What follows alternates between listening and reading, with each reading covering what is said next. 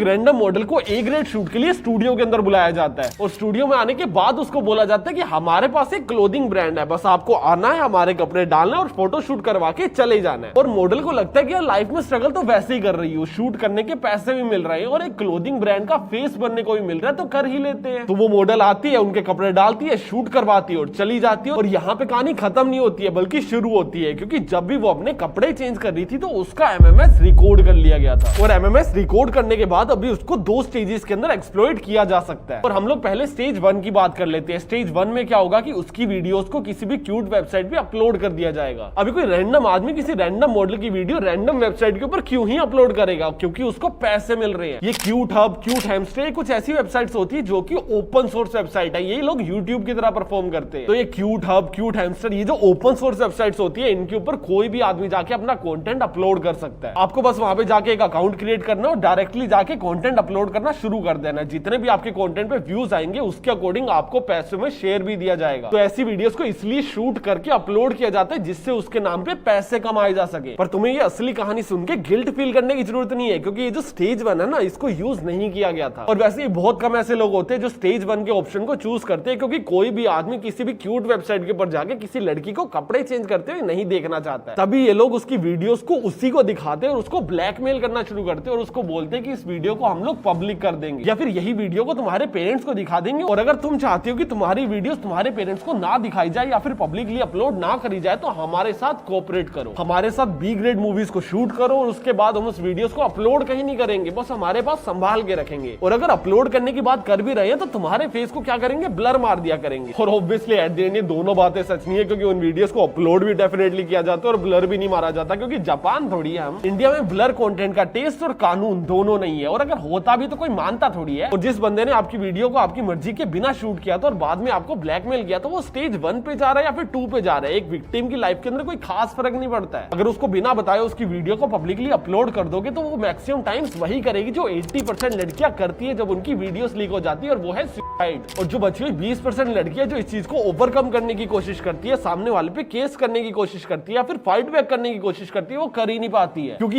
ये लोग आपसे धोखे से ऐसे डॉक्यूमेंट साइन करवा लेते हैं कि आपने जो भी किया ये आपकी मर्जी से हुआ है। बट फेक डॉक्यूमेंट्स के साइन करने के बाद भी केस तो लड़े जा ही सकते हैं ना, पर कभी लड़े नहीं जाते क्योंकि उसके फैमिली वाले सपोर्ट नहीं करते हैं। जब ऐसी वीडियोस पब्लिकली बाहर आ जाती है ना, तो माँ बाप भूल जाते हैं कि ये औलाद हमारी है, और फिर भी कहीं ना कहीं से पैसे जुगाड़ के अपनी प्रॉब्लम्स को सेक्रीफाइस करके वो लड़की अगर केस कर भी देती है तो सामने वाले का पता है क्या बिगड़ता है। राज कुंद्रा के केस के अंदर क्या हुआ था तुम लोग गूगल पे जाके पढ़ लो। मैंने किसी को अटैक नहीं करना तो उसकी बात नहीं कर रहा हूँ यहाँ पे, पर एक्चुअल में ग्राउंड रियलिटी अगर जाननी है तो रियल लाइफ एग्जाम्पल देखने पड़ेंगे हमें। और जब ये लड़कियां कुछ नहीं कर पाती है तो 80% जो सुसाइड कर चुकी है उनको तो हटा ही दो, और जो 20% रह जाती है उसके अंदर से मैक्सिमम लड़कियां या तो डिप्रेशन के अंदर चली जाती है और बची हुई लड़कियां उसी बी ग्रेड मूवीज के अंदर शिफ्ट होना शुरू कर देती है, क्योंकि उनको लगता है कि अभी बिगड़ तो सब कुछ ही चुका है ना हमारे पास परिवार है और ना ही खाने को पैसा, तो फिर जहां पैसा मिल रहा है वहां पे 2 रोटी कमा लेते हैं। तो अभी ये जो दोनों टाइप की लड़कियां बच चुकी है, जो डिप्रेशन या खुद की जिंदगी से हार के आई है या फिर जिनको ब्लैकमेल किया गया, उनसे अभी बी ग्रेड कंटेंट शूट करवाया जाता है और उसको जाके क्यूट वेबसाइट के ऊपर अपलोड कर दिया जाता है, जिससे एट द एंड इंसानी जात को बेच के पैसा कमाया जा सके। अभी मैं काफी A grade, B grade, C grade और डी ग्रेड की बातें कर रहा हूँ, तो पहले समझ लेते हैं कि ये ग्रेड्स होते भी क्या हैं। जैसे 3 इडियट मूवी है, मुन्ना भाई एमबीबीएस है, या फिर ये जो जवान पठान मूवीज आती है ना, सारी की सारी ए ग्रेड मूवीज होती है। तो अभी तुम्हें लग रहा होगा कि जो डर्टी पिक्चर होगी या फिर ग्रेट ग्रैंड मस्ती होगी ये बी ग्रेड मूवीज होंगी, राइट? इनको भी ए ग्रेड मूवीज के अंदर ही कंसीडर किया जाता है। बी ग्रेड मूवीज होती है रागनी एमएमएस टाइप मूवीज। इसके अंदर आपके बॉडी से कपड़े हटाए नहीं जाते, बस आपको बोल्ड कपड़े डलवाए जाते हैं। और कौन सी मूवी कौन से ग्रेड के अंदर आएगी ना, ये 3-4 चीजों के ऊपर डिपेंड करती है कि जैसे उनकी प्रोडक्शन क्वालिटी कैसी है, प्रोडक्शन बजट्स कैसे हैं, क्वालिटी ऑफ कंटेंट कैसा है, स्टोरी लाइन कैसी है और उसके अंदर दिखाया क्या जा रहा है। सी ग्रेड मूवी वो मूवीज होती है जिनको बनाने का पूरा एजेंडा सिर्फ एडल्ट सीन को प्रमोट करना होता है। मान के चलो एक 30 मिनट की वीडियो जिसके अंदर 20 मिनट क्यूट लोग कुछ कर रहे हैं और 10 मिनट की कहानी है, मतलब वो एक सी ग्रेड मूवी है। बट अगर कोई 2 घंटे की मूवी है जिसके अंदर 5-5 मिनट के 3-4 बार सीन आ चुके हैं, तो वो एक बी ग्रेड मूवी है। और बी ग्रेड मूवी हो या फिर सी ग्रेड मूवी, दोनों के अंदर शरीर के ऊपर कपड़े होने जरूरी है। और मैक्सिमम टाइम्स आपको बी ग्रेड और सी ग्रेड मूवीज ये उल्लू और अल्ट बालाजी जैसी एप्स के ऊपर मिल जाती है। और डी ग्रेड मूवीज वो मूवीज होती है जो इंडिया के अंदर प्रोड्यूस करना और डिस्ट्रीब्यूट करना लिटरली इलीगल है, फिर भी उसको प्रोड्यूस और डिस्ट्रीब्यूट दोनों किया जाता है और उसके काफी सारे लूप होल्स है जिसके बारे में मैं आगे बात करूंगा। बट डी ग्रेड मूवी वही मूवीज होती है जो आपको क्यूट हब जैसी वेबसाइट्स पे मिलती है। तो ये सारी की सारी लड़कियों को बी ग्रेड मूवीज से शुरू करवाया जाता है और धीरे धीरे करके उनको सी और डी ग्रेड मूवीज के अंदर कन्वर्ट कर दिया जाता है बिना उनको पता लगवाए। अभी तुम्हारा सवाल होगा कि यार कोई बंदा शूट कर रहा है बैठकर, उसको पता भी नहीं लग रहा कि वो बी ग्रेड कर रहा है या फिर डी ग्रेड कर रहा है। एग्जैक्टली, उनको पता तक नहीं चलता कि वो लोग बी ग्रेड मूवी शूट कर रहे हैं या फिर डी ग्रेड मूवी शूट कर रहे हैं, क्योंकि उनके पास कॉन्शियसनेस ही नहीं होती। ऐसे टाइप के शूट्स के अंदर मॉडल्स को लिटरली ड्रग्स के ऊपर चलाया जाता है। जो तुम डी ग्रेड मूवीज देखते हो ना आधे घंटे की या फिर 1 घंटे की, उसको शूट करने में 1.5 दिन लग जाता होता है और पूरा टाइम जो एक्टर्स होते हैं वो ड्रग्स के ऊपर जिंदा होते हैं। तो मेल स्टार्स होते हैं उनको स्टीरॉइड्स दिए जाते हैं और जो फीमेल स्टार्स होते हैं उनको लिटरली ड्रग्स दी जाती है जिससे उनके पास कॉन्शियसनेस ना हो। क्योंकि जिसके साथ आप लोग शूट कर रहे हो अगर उसके पास कॉन्शियसनेस होगी तो हो सकता है वो किसी पार्ट के लिए या किसी सीन के लिए मना कर दे, बट अगर उसके पास कॉन्शियसनेस ही नहीं है तो आप जो कर रहे हो वो आपको सिर्फ करने दे रहा है। मैक्सिमम टाइम इनके शूट्स के अंदर या तो ये लोग ड्रंक होते हैं और 90% तक ये लोग ड्रग्स के ऊपर ऑपरेट कर रहे होते हैं। और ये सारी चीजें मैं मन से बना के नहीं बोल रहा हूँ। लाना रोड्स का पॉडकास्ट है यूट्यूब के ऊपर, तुम लोग जाके उसको सुन सकते हो, उसने काफी चीजें एक्सप्लेन कर रखी है उसके अंदर। और मॉडल्स को इस हद तक एक्सप्लोइट किया जाता है कि कितनी बार शूट करते टाइम उनकी डेथ तक हो जाती है। और ये डाटा भी तुमको बहुत इजीली इंटरनेट पे मिल जाएगा। इनको 2-2 दिन लिटरली सिर्फ ड्रग्स के ऊपर जिंदा रखा जाता है जिससे पूरा का पूरा शूट प्लान किया जा सके और ओवरडोज से इनकी मौत हो जाती है। अगेन इनके पास जब कॉन्शियसनेस नहीं होती तो इनकी लिमिट्स को पुश किया जाता है जो कि इनको पता नहीं चलता। इनसे पेपर साइन करवा लिए जाते हैं, इनसे वीडियोस बनवा ली जाती है जो कि ओवरऑल फ्यूचर के लिए प्रूफ इकट्ठा हो जाता है कि आपने जो भी किया आपकी मर्जी से किया है। और अब ये विक्टिम की कहानी सुन के तुम्हें काफी बुरा लग रहा होगा ना कि यार कितना बुरा हो रहा है इनके साथ, बल्कि एक्चुअल में सिर्फ वो विक्टिम नहीं है, विक्टिम हम लोग भी हैं। अभी हम लोग कैसे विक्टिम है मैं उसको थोड़े टाइम बाद एक्सप्लेन करूंगा, पर हमको पहले ये जानना होगा कि प्रॉब्लम क्या है।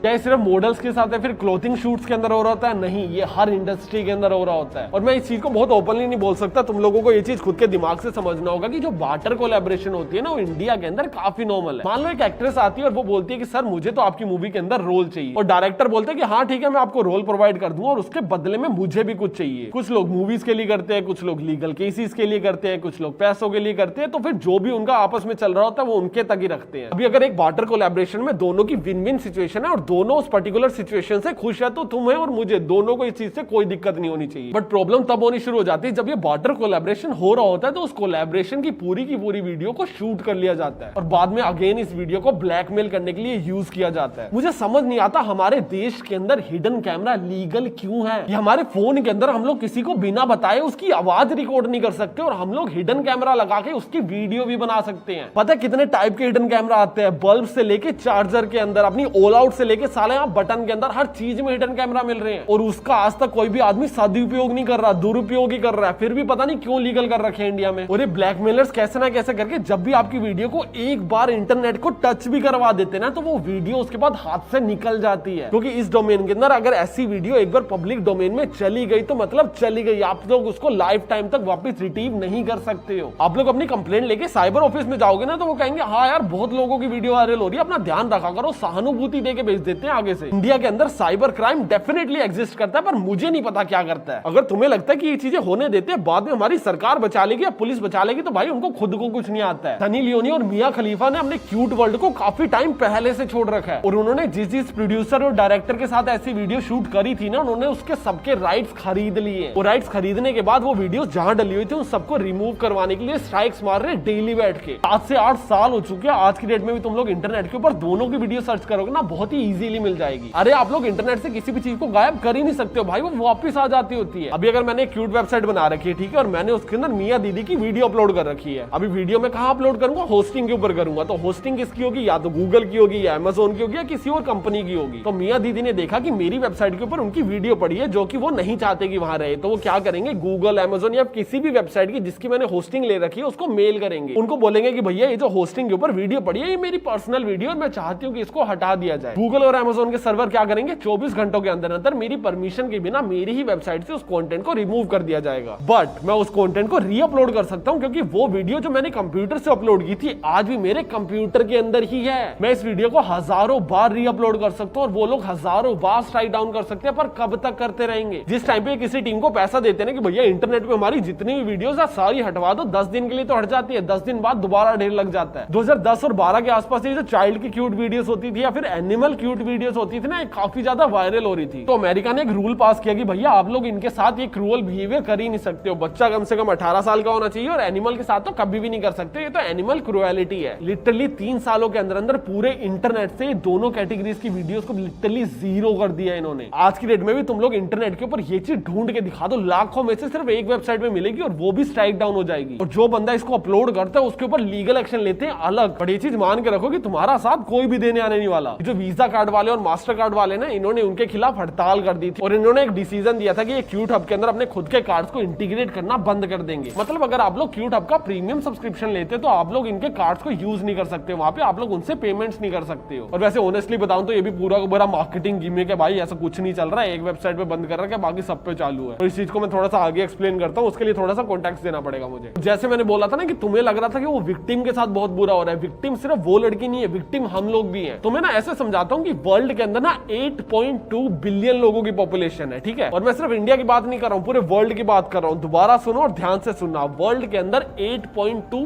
बिलियन लोगों की पॉपुलेशन है और वर्ल्ड की जो सबसे फेमस क्यूट वेबसाइट है ना, उसके ऊपर 13 बिलियन का ट्रैफिक आता है हर महीने। मैं अभी सिर्फ एक वेबसाइट की बात कर रहा हूं और टॉप वेबसाइट की बात कर रहा हूं और उसका ट्रैफिक है 13 बिलियन मंथली। और जो सेकंड नंबर पे वेबसाइट आती है उसका ट्रैफिक है 8 बिलियन। और इंटरनेट के ऊपर ऐसी पता है कितनी वेबसाइट एग्जिस्ट करती है, 40 लाख से भी ज्यादा। पूरे वर्ल्ड के अंदर जितना भी इंटरनेट एग्जिस्ट करता है उसका 12% सिर्फ इन क्यूट वीडियोस के अंदर स्पेंड होता है। तुम लोग समझ रहे हो, तुम वर्ल्ड के अंदर कितना भी इंटरनेट पे काम कर रहे हो ना, पेमेंट से लेके यूट्यूब वीडियो से लेके गूगल सर्च से लेके टाइम पास तक, फिर भी 12% इंटरनेट सिर्फ और सिर्फ क्यूट वीडियोस के ऊपर स्पेंड हो रहा है। वर्ल्ड की टॉप 15 वेबसाइट्स के अंदर 3 वेबसाइट क्यूट वेबसाइट्स है। और मैं सच बताऊं तो ये डेटा बहुत ज्यादा गलत है, क्योंकि ये डेटा सिर्फ इंटरनेट के ऊपर अवेलेबल है और इसको अच्छे से कैलकुलेट नहीं किया गया, और उसको मैं एक्सप्लेन कर देता हूं। जब भी हम लोग ये चीज बोलते हैं ना कि भैया YouTube के मंथली विजिटर या फिर ट्रैफिक कितना है, तो हम लोग youtube.com की बात करते हैं। जब हम ये बोलते हैं कि भैया Netflix के ऊपर कितना ट्रैफिक है, तो हम लोग netflix.com की बात करते हैं। ट्रैफिक जो होता है ना, वो एक कंपनी का काउंट नहीं किया जाता है, एक पर्टिकुलर डोमेन का काउंट किया जाता है, बल्कि होना क्या चाहिए कि पूरी की पूरी कंपनी का ट्रैक होना चाहिए। अब जैसे Amazon है, Amazon.in अलग होता है, .com अलग होता है, तुम्हें ये पता होगा। इंडिया के अंदर जो Amazon हम लोग यूज करते हैं वो Amazon.in है, इनका मतलब है इंडिया। तो जैसे हम लोग Amazon.in लिखेंगे तो जो भी प्रोडक्ट्स आएंगे वो इंडिया के अंदर डिलीवर हो रहे हैं और जो भी प्राइस लिखा आएगा वो इंडियन करेंसी में आएगा। जैसे हम लोग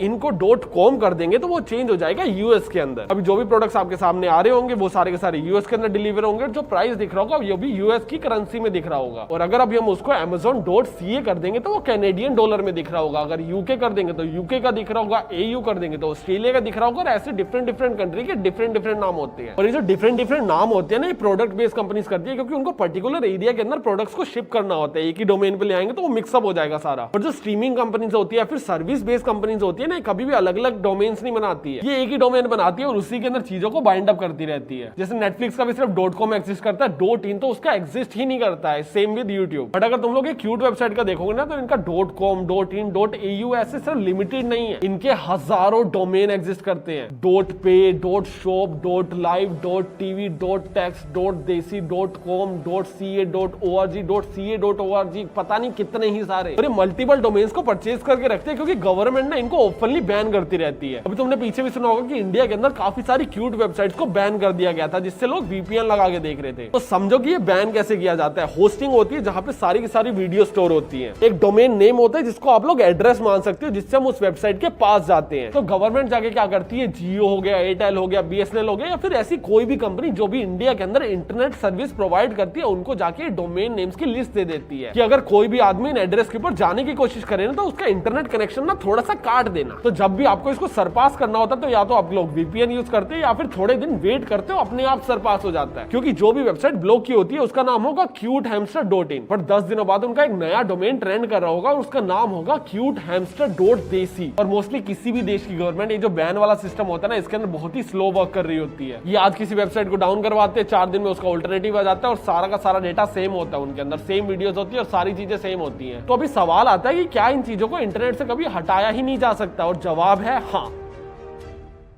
हटाया जा सकता है अगर सरकार हाथ धो के पीछे बढ़ जाए, नहीं तो बहुत मुश्किल होती है ये चीजें। अभी एक नाम के हजारों डोमेन एग्जिस्ट करते हैं और मैंने ये चीज मान ली कि आपने टाइम निकाल के हजारों डोमेन्स को ब्लॉक कर दिया। और कितनी वेबसाइट के 40 लाख वेबसाइट इंटरनेट के ऊपर अवेलेबल है। और ये जो cute hub, cute tube, cute hamster, ये जो वेबसाइट है ना, कोई अलग अलग वेबसाइट नहीं है, सारी की सारी एक ही वेबसाइट है। हमें लगता होगा ना कि भैया सबका इंटरफेस अलग है, सबका कॉन्टेंट अलग है। अरे कॉन्टेंट सेम है सबके अंदर, बस इंटरफेस अलग है। साला सबके सिर्फ डोमेन नेम चेंज है, अंदर का कॉन्टेंट सबका सेम है, क्योंकि सारे के सारे एक ही होस्टिंग के ऊपर ऑपरेट कर रहे हैं। तुम्हें सुन के थोड़ा सा अजीब लगेगा, जो क्रेजर जैसी वेबसाइट है या फिर क्यूटी अमेरिका जैसी वेबसाइट है ना, इनकी मालिक भी एक ही कंपनी है। ऐसी जितनी भी वेबसाइट है जो पेड कंटेंट बनाती है, और ऐसी जितनी भी वेबसाइट है जो उन कंटेंट को फ्री में प्रोवाइड करती है, छोटे छोटे पार्ट्स में या फिर देसी कंटेंट को प्रोवाइड करती है, दोनों के मालिक एक ही कंपनी है। और ये सारी बातें तुम्हें दो कारण से बता रहा हूं। पहला तो ये कि मेरे अकॉर्डिंग वर्ल्ड की सबसे ज्यादा फेमस वेबसाइट गूगल नहीं है, वर्ल्ड की सबसे ज्यादा फेमस वेबसाइट ये क्यूट वेबसाइट है, क्योंकि इनके डिफरेंट डिफरेंट डोमेन जो कि सेम होस्टिंग के ऊपर अवेलेबल है, अगर उनको कंबाइन कर दिया जाए तो इनका ट्रैफिक,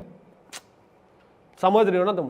और दूसरा रीजन ये चीजें बताने का ये है कि हम लोग इन सब चीजों के विक्टिम है। ये कंटेंट डे बाय डे हमारे दिमाग को खोखला करता जा रहा है और हमारे ऊपर हावी होता जा रहा है। साला एक ऐसी कंपनी जिसने पूरे वर्ल्ड का क्यूट कंटेंट कंट्रोल कर रखा है और आधे से ज्यादा मर्द जात को खोखला कर रखा है। और अभी तुम्हें लग रहा होगा कि मैं छोटा मुंह बड़ी बात कर रहा हूं ना, तो एक काम करते हैं, ठीक है, 1 2 3, ये सिर्फ 3 सेकंड के अंदर 1 लाख लोगों ने अभी अभी क्यूट वेबसाइट्स को विजिट की है। अभी मैंने तुम्हारे सामने गिन के बताया तो तुम्हें शायद थोड़ा सा रियलाइज हो रहा हो कि कितना ज्यादा ट्रैफिक जा रहा है इन वेबसाइट्स के ऊपर। हर 3 सेकंड के अंदर 1 लाख लोग इनकी वेबसाइट्स को विजिट कर रहे हैं। हर 4 सेकंड में लिटरली 10 लाख रुपए स्पेंड हो रहे हैं। और जितनी वीडियो तुम लोग अब तक देख चुके हैं ना, उतने टाइम के अंदर इतना पैसा इन क्यूट वेबसाइट पे स्पेंड हो चुका है। और ये क्यूट वेबसाइट वाले इतना ज्यादा पैसा इसलिए कमाते हैं क्योंकि ये लोग ना प्रीमियम मॉडल पे ऑपरेट कर रहे होते हैं। मतलब अगर आप लोगों को अच्छी सर्विस चाहिए तो आप लोग इनके प्रीमियम सब्सक्रिप्शन खरीद सकते हो, और वो भी बहुत इजीली। जैसे मैंने बताया सारी की सारी वेबसाइट एक ही कंपनी के अंडर आती है। जो इन्होंने क्रेडिट कार्ड और डेबिट कार्ड का ऑप्शन हटा रखा है ना, ये सिर्फ एक डोमेन से हटा रखा है, एक कंपनी से भी नहीं। मतलब अगर QTHub.com है तो उससे ये एक्सेस हटा रखे है, अगर QTHub.in है तो उससे एक्सेस नहीं हटा रखा है। और उनकी बाकी सारी वेबसाइट्स के ऊपर भी कार्ड का ऑप्शन बहुत इजीली अवेलेबल मिल जाएगा, क्योंकि इनको भी तो यार धंधा करना है ना।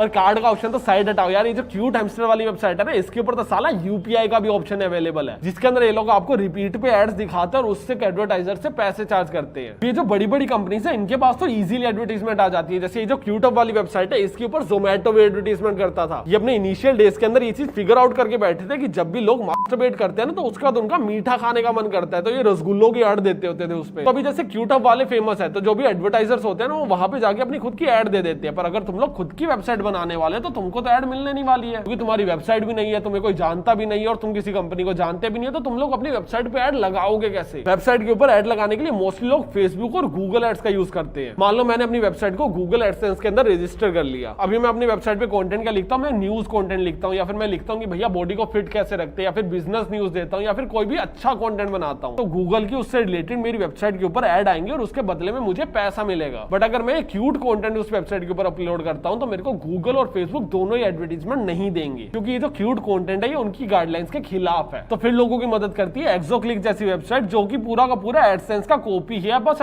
साइट के अंदर। और इन दोनों में सिर्फ एक फर्क है और वो है पैसे का। अगर मेरी एक अच्छी खासी वेबसाइट है जिसके ऊपर गूगल की 4 एड्स आ रही है हर पेज के ऊपर और उसको 1000 लोग विजिट कर रहे हैं, तो मेरे को कम से कम $1.5 मिल जाएगा। और अगर यही मेरी एक क्यूट वेबसाइट है और मैंने एड्स ले रखी है एक्सोक्लिक जैसी वेबसाइट से, तो मुझे पता कितने पैसे मिलेंगे, $0.05। और कई केसेस के अंदर तो ये $0.001 भी होता है। और अभी तुम लोग खुद ही बुद्धि लगाओ यार कि कोई ऐसी वेबसाइट्स के ऊपर ज्यादा पे क्यों ही करना चाहेगा। जो एडवर्टाइजर्स होते हैं ना, वो ऐसी वेबसाइट के लिए बहुत ही कम पे करते हैं, फिर भी पैसा बहुत बनता है क्योंकि लोग बहुत आ जाते हैं। तुम लोग लिखो अच्छा कंटेंट, लोग आएंगे नहीं, पर अगर तुम ऐसी वीडियोस डालोगे ना तो लोग ढेर लगा के आएंगे, फिर पैसा बनता होता है। बट क्या इंडिया के अंदर ऐसी वेबसाइट को बना के पैसा कमाना लीगल है? वेल, हाँ भी और ना भी। सबसे पहले हम लोग शूट से शुरू करते हैं। क्या इंडिया के अंदर कंटेंट शूट करना लीगल है? जिसका जवाब है हाँ और ना एट द सेम टाइम, क्योंकि आप लोग सी ग्रेड तक का कंटेंट को इंडिया के अंदर शूट कर सकते हो, बट आप लोग कभी भी डी ग्रेड कंटेंट को इंडिया की धरती के ऊपर शूट नहीं कर सकते हो, ऐसा हमारा सरकार का बोलना है। बट अगर आप लोगों ने एक होटल रूम बुक किया और उसके अंदर उसको शूट किया और जाके बोल दिया कि भैया ये तो हम बाहर के देश के होटल में शूट कर गए, तो सरकार को घंटा नहीं पता चलता। ऐसे ऐसे लोग जाके बोलते कि भैया हमने जाके वीडियो दुबई में शूट करी है, जिनके पास वीजा भी नहीं है। क्या दीवारें टाप के चले गए थे क्या दुबई में? बट वैसे तो इसके खिलाफ एक रूल एग्जिस्ट करता है, पर सरकार ज्यादा ध्यान नहीं देती है। सेकंड, जो हमने कंटेंट को शूट कर लिया, क्या हम लोग उसको वेबसाइट के ऊपर अपलोड कर सकते हैं? वेल,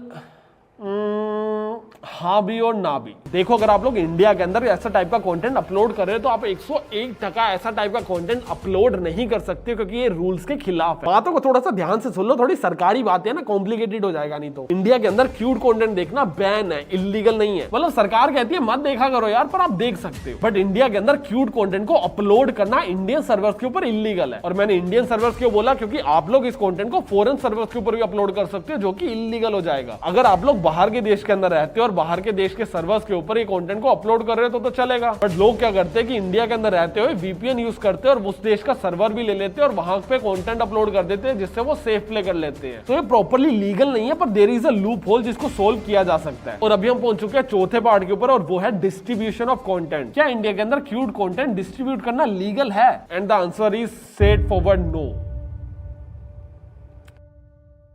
आपके सर्वर कहीं पे भी आप लोग इंडिया के अंदर क्यूट कंटेंट को डिस्ट्रीब्यूट नहीं कर सकते हो। But I will be very honest with you, India के अंदर maximum type cute content distribute होता है और सरकार को उससे कोई लेना देना भी नहीं है। हर ओपन सोर्स क्यूट वेबसाइट के ऊपर इंडियंस की अलग से 15 कैटेगरीज है। कभी कोई उसको देसी बोलते हैं, कोई इंडियंस बोलते हैं, कोई इंडियन बोलते हैं, कोई इंडियन वेब सीरीज बोलते हैं। 10 कैटेगरीज से भी ज्यादा है, लाखों वीडियो से भी ज्यादा इंटरनेट के ऊपर इंडिया की एग्जिस्ट करती है, जिससे सरकार को कोई लेना देना नहीं है भाई। वो डिस्ट्रीब्यूशन ऑफ कंटेंट के अंदर ही आता है। जो इंडिया के जो नए नए क्यूट स्टार्स बने हुए हैं ना, ये रेडियो पे खड़े होकर गोलगप्पे खा रहे होते हैं और पुलिस वालों को तो पता भी नहीं होता ये आदमी कौन है। तो इंडिया के अंदर ये चीजें करना इलीगल है, पर सरकार को आपसे कोई लेना देना नहीं है। बस रूल बना के साइड में संभाल के रखा हुआ कि कुछ हो ना जाए बेचारे को। और अभी सरकार या फिर पुलिस इसके ऊपर कोई एक्शन नहीं लेती है, डजंट मीन आप ये चीजें करनी शुरू कर दो, क्योंकि उनके मूड के ऊपर है, वो ले भी सकती है। और आप लोग अपना पूरा करियर किसी के मूड पे तो नहीं बनाना चाहोगे ना। अभी सारी कॉन्वर्सेशन के बाद कंक्लूजन क्या है कि भैया प्रॉब्लमेटिक क्या चीज है? क्या हमारा कानून प्रॉब्लमेटिक है, हमारी सरकार प्रॉब्लमेटिक है, हमारी पुलिस प्रॉब्लमेटिक है, हमारी साइबर पुलिस बहुत बकवास काम कर रही है, या फिर हिडन कैमरा प्रॉब्लम है, या फिर क्या प्रॉब्लम क्या है? The main problem is mindset only. जितने भी एमएमएस को वर्ल्ड के अंदर शूट किया जाता है ना, उसके अंदर से सिर्फ 15 से 20% एमएमएस को पब्लिकली लॉन्च किया जाता है। बाकी सभी एमएमएस को संभाल के रखा जाता है फोन के अंदर कि भैया बाद में देखेंगे। मैक्सिमम प्राइवेट मूवमेंट्स को शूट इसलिए किया जाता है कि भैया आज तो मैं मेरी गर्लफ्रेंड के साथ हूं, पर जब कल नहीं होऊंगा तो इस वीडियो को देख के खुश हो जाऊंगा। बट आप लोगों को ये चीज समझनी होगी ना कि उस खुशी के लिए आप लोग एक्चुअल में क्या चीज दांव पे लगा रहे हो। क्या तुम लोग सही में अपने रेडमी के 10,000 के फोन के ऊपर इतना बड़ा बेट ले सकते हो? क्या तुझे सही में लगता है कि तेरा रेडमी का 10,000 रुपए का फोन, जो तुझको तुझसे ज्यादा जानता है, वो तेरी प्राइवेट वीडियोस को कंट्रोल या प्रोटेक्ट कर सकता है? या फिर वो वाला सॉफ्टवेयर तुझे प्रोटेक्ट करेगा जिसके ऊपर 4.8 की रेटिंग और तूने अभी अभी ताजा प्ले स्टोर से डाउनलोड किया है? ऐसे सॉफ्टवेयर आपको प्रोटेक्ट करना तो दूर, आपके कंटेंट को बिंज वॉच कर रहे होते हैं। और मान लेते हैं कि यार तुम्हारा फोन प्रोटेक्टेड भी है, आईफोन भी है, ये हैक भी नहीं हो सकता, अच्छे सॉफ्टवेयर भी डाल रखे हैं जिससे तुमने वीडियो कंटेंट को सेव कर रखा है, तो क्या ये सेफ है? क्या वो कंटेंट एक्चुअल में प्रोटेक्टेड है? और मैं अभी मोबाइल की बात नहीं कर रहा हूँ, मैं तेरी बात कर रहा हूँ। क्या वो तेरी सोच से एक्चुअल में प्रोटेक्टेड है? मैं तुम्हें एक किस्सा बताता हूँ, उसके बाद तुम मुझे बताना कि तुम्हें क्या लगता है कि वो कंटेंट प्रोटेक्टेड है या फिर नहीं है। टेलीग्राम पे ना एक ग्रुप है जिसका नाम है ब्रेकअप ग्रुप। उस ग्रुप के अंदर क्या होता है कि हर वो लड़का अपनी गर्लफ्रेंड की वीडियोस को ग्रुप के अंदर शेयर कर देता है जिसने उसको चीट किया होता है। और कैसी वीडियोस की मैं बात कर रहा हूँ तुम लोग समझ पा रहे हो, राइट? और ऐसे 3 ग्रुप्स में पिछले 3 महीनों के अंदर देख चुका हूँ और उनको रिपोर्ट करवा के उड़वा भी चुका हूँ। और उसके बाद मुझे कुछ ही दिन पहले पता चला कि इसकी तो स्पेशल वेबसाइट भी बनी हुई है जिसके ऊपर डेली बेसिस के ऊपर कंटेंट अपलोड होता है। लिटरली 50 नई वीडियोस आती हैं। और टेलीग्राम के ऊपर तो मैंने 3 ग्रुप देखे, तीनों को उड़वा दिया रिपोर्ट करके, पर ऐसे हजारों ग्रुप ऑलरेडी एग्जिस्ट करते हैं। लोग लालच के अंदर तो ऐसी चीजों को परफॉर्म करते ही हैं, पर गुस्से के अंदर उससे भी ज्यादा करते हैं। जब आप ऐसी कच्ची उम्र में घूम रहे होते हैं ना, जब आपको लगता है सामने वाले ने तो मुझे धोखा दे दिया, मेरी जिंदगी खराब कर दिया, आप उसकी जिंदगी खराब करने के पीछे पड़ जाते हो। और आपको लगता है यार मेरे दोस्त ही तो है, आपको लगता है यार मेरी सोसाइटी तो है, आपको लगता है यार मैंने भी तो इसकी बंदगी देख रखी है, भेज देता हूँ। एक बार आपकी जो भी चीज आपके मोबाइल से बाहर निकल गई या फिर इंटरनेट को छू के भी आ गई ना, वो चीज रिकवर नहीं होती है। ये चीजें तो तुम लोग जान के अपलोड कर रहे हो। ऐसी काफी सारी वीडियोस है जो कि गलती से लीक हुई थी और आज की डेट में भी इंटरनेट पे इजीली अवेलेबल है। मैं इस वीडियो के अंदर सिर्फ एक एग्जांपल मार्क करना चाहता हूं, किसी को पर्सनली टारगेट नहीं करना चाहता हूं, फिर भी एक एग्जांपल दे देता हूं। एक इन्फ्लुएंसर थी जो अपनी प्राइवेट मोमेंट्स को स्नैपचैट के ऊपर रिकॉर्ड कर रही थी, जिसको उसको संभाल के रखना था। डाउनलोड के बटन की जगह उससे गलती से स्टोरी पे अपलोड का बटन दब गया और 2 मिनट तक दबा ही रहा। 2 मिनट बाद उसको समझ आया कि अरे यार ये तो गलत जगह अपलोड होगी। उसने फटाफट जाके सारी की सारी वीडियोस को डिलीट कर दिया। बट तब तक हमारे कुछ क्यूट लोगों ने वीडियो की स्क्रीन रिकॉर्डिंग कर ली थी और क्यूट हब के ऊपर डाल के बढ़िया पैसे कमाने का जुगाड़ जुगाड़ बना लिया था और आज की डेट में भी वो वीडियो इंटरनेट के ऊपर बहुत ही इजीली अवेलेबल है। वो इन्फ्लुएंसर अंधी रीच है भाई, बहुत अच्छे कनेक्शंस भी है उसके, बहुत सारा पैसा भी है उस पर, वो इंटरनेट से अपनी वीडियो आज तक नहीं हटवा पाई। क्या तुझे सही में लगता है कि तू इस काबिल है कि तू अपनी वीडियो अगर एक बार इंटरनेट पे चली गई उसको हटवा पाएगा? एक बार ऐसा कांड हो जाता है ना, माँ बाप पहचानने से मना कर देते हैं। अभी पीछे 2 कपल्स है जिनकी वीडियोस लीक हुई थी और वो लिटरली पॉडकास्ट के अंदर बैठे ना यहाँ तक आंसू लेकर रो रहे होते हैं, भैया हमारी तो जिंदगी खराब होगी, फोन के अंदर बचा के रखी हुई थी, गलती से लीक हो गई, किसी और ने पकड़ के कर दी, गलती से अपलोड का बटन दब गया या फिर जो भी हो गया, बस फोन से निकल चुकी है वो, और वो चीज दोबारा फोन के अंदर आ नहीं सकती। और वो लोग नहीं कर रहे हैं, मेरे को ऐसा लगता है क्योंकि उनके पास बच्चा है। लोग सोशल मीडिया पे पता है क्या कर रहे हैं, बच्चों को दबा के ट्रोल कर रहे हैं।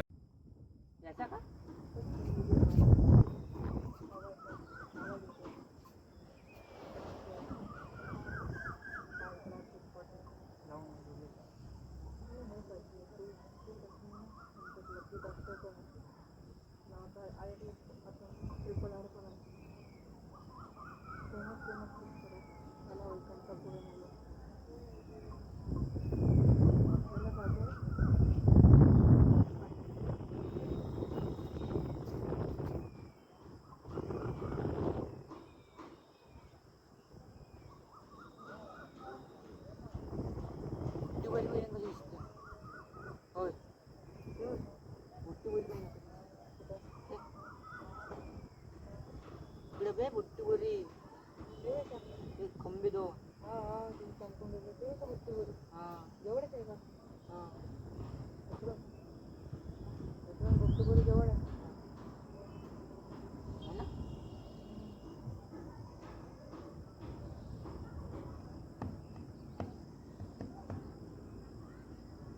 आवाज ऐका